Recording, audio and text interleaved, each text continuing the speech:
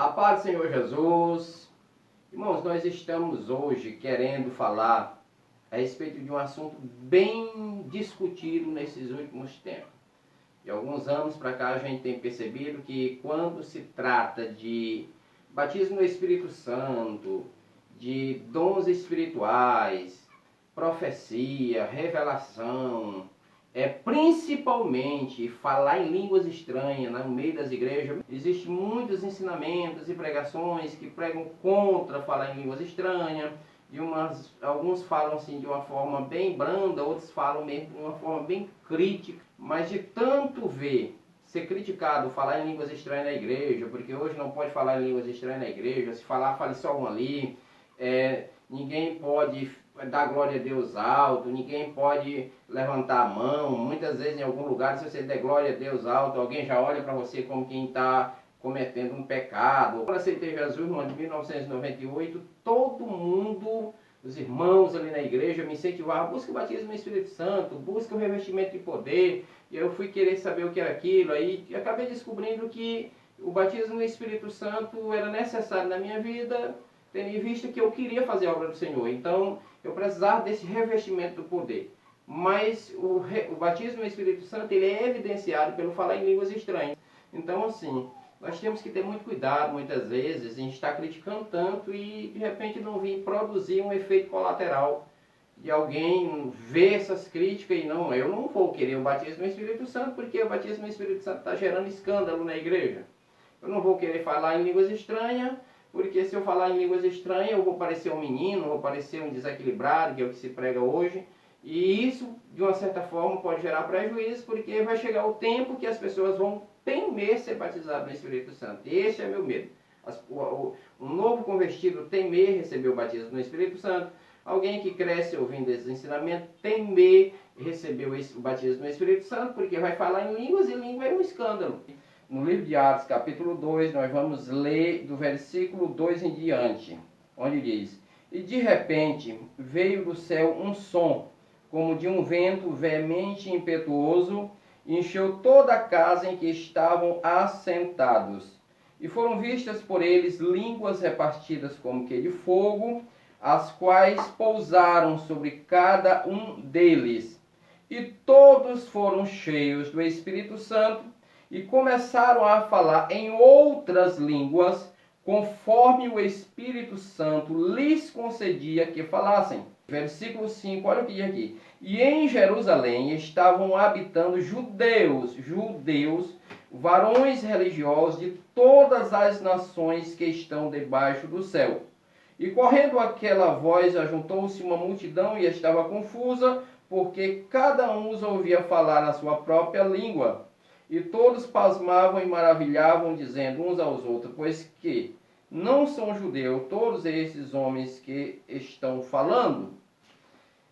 Irmãos, este texto aqui é um dos textos mais conhecidos do Novo Testamento. Atos capítulo 2, né, onde fala da descida do Espírito Santo, do primeiro momento em que o Senhor batizou crentes no Espírito Santo, lá no capítulo 2 do livro de Atos, ali naquele dia da festa de Pentecostes. E este texto também ele é muito polêmico, porque muitas pessoas acreditam que estas manifestações das línguas pararam ali, né? Eu não entendo dessa forma, tendo em vista que o capítulo 2 e versículo 5 aqui do livro de Atos, ele mostra que em Jerusalém estavam habitando judeus, varões religiosos de todas as nações que estão debaixo do céu. Certo? Esses irmãos judeus, eles vinham para a festa de Pentecostes, eles vinham para a festa da Páscoa, eram judeus que estavam dispersos em muitas nações e eles estavam ali por ocasião da festa. E muita gente prega e diz que os discípulos falaram em línguas estranhas ali, e na língua daquelas pessoas, daquelas nações, né? Aqui fala que os judeus, eles vieram de todas as nações, e se discute muito isso, porque para muita gente, os discípulos falaram nas línguas daquelas nações, porque tinham que alcançar aquelas pessoas que estavam ali, que eram de outras nações. Mas nós temos que parar para entender que aquelas pessoas que estavam ali, também eram judeus, apesar de morar em outras nações, porque tinham sido dispersos em algum momento, não estavam morando ali na Judéia, não estavam morando ali em Israel. Mas eles conheciam o hebraico.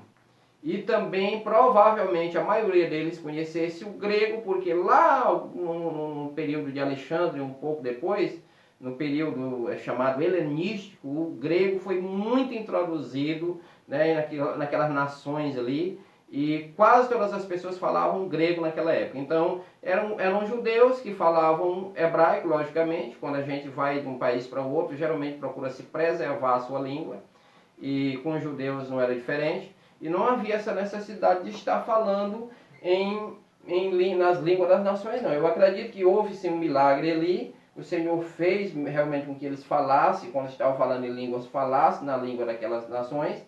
Mas para mostrar o poder dele, a glória dele, mostrar que ele estava ali, né? Até mesmo porque o discurso de Pedro não esteve falando o tempo todo em todas as línguas. Ele falou em uma língua só e as pessoas entenderam e aceitaram o Senhor Jesus como Salvador.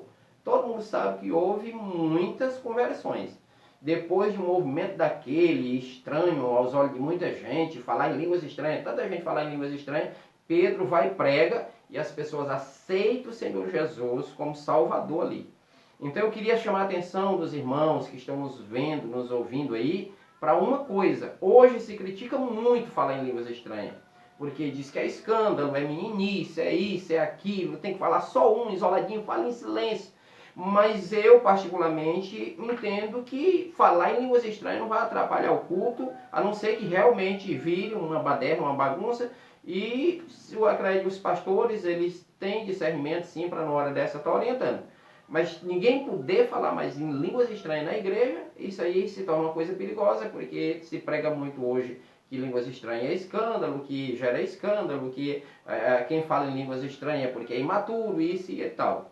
Mas a maioria das vezes que eu vi o Senhor salvar muita gente foi em movimento, onde tinha muita gente falando em línguas estranhas, onde o Senhor usou um pregador, um cantor de uma forma tremenda, pessoas falaram em línguas estranhas e depois muita gente aceitou o Senhor como Salvador. Então, a minha preocupação é essa. Falar em línguas estranhas gera prejuízo para a igreja ou gera benefício? Falar em línguas estranhas é escândalo, vai fazer com que as pessoas se afastem da igreja porque acham aquilo escandaloso ou alguma coisa dessa natureza? Acredito que não. Tudo feito com decência e ordem, com certeza, dentro da orientação de Deus, pode ser uma bênção para a igreja do Senhor. Amém.